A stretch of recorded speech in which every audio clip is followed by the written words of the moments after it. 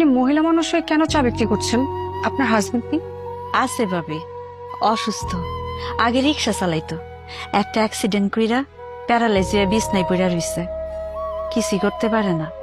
তাহলে তো আপনার অনেক কষ্ট, আপনি মোটেও সুখী না। আমি সুখে না, এটা আপনারে কে কইছে?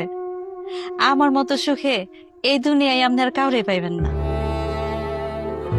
সৎভাবে কামাই করি, হালাল ভাবে উপার্জন করি ভাবি, বেশ্যাগিরি করি না, চুরি বাটপারিও করি না, পর বেডাগুলোকে ঢলাঢলিও করি না। নিজে কষ্ট করে কামাই করি, সেই টাকা দিয়া জামার চিকিৎসা করি।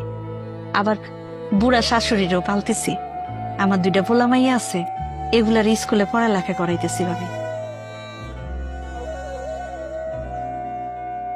এক জীবনে আর কি লাগে কন? এর থেকে সুখের জীবন আর কারো হয়? সারাদিন দোয়ানে খাটাখাটনি করানোর পরে যখন ঘরে যাই ভাবি, ওনার চেহারাটা দেখার পরে আমার সব কষ্ট দূরে যায়। প্যারালাইজড হাজবেন্ডের মুখ দেখে আপনার সব কষ্ট দুঃখ দূর হয়ে যায়? যাইবো না কেন? উনি তো আমার সুখ, আমার শান্তি। উনি যখন ভালো ছিল, আমার সুখে রাখনের লেগে দিন রাত কত কষ্ট করছে। রিক্সা চালাইয়া 2 বেলা খাওয়াইলো, ভালোবাসার কোনো কমতি আছিল না, সুখেরও কমতি আছিল না। স্বামী প্যারালাইজ হয়েছে বইলা আমি তারে দেখে অসুখে থাকবো, সেটা তো হইতে পারে না।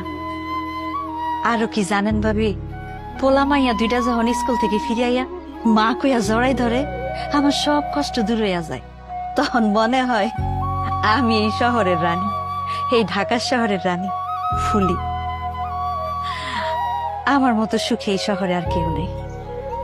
আমার ঘরে টাকা পয়সার অভাব থাকতে পারে, কিন্তু সুখের কোনো অভাব নাই ভাবি।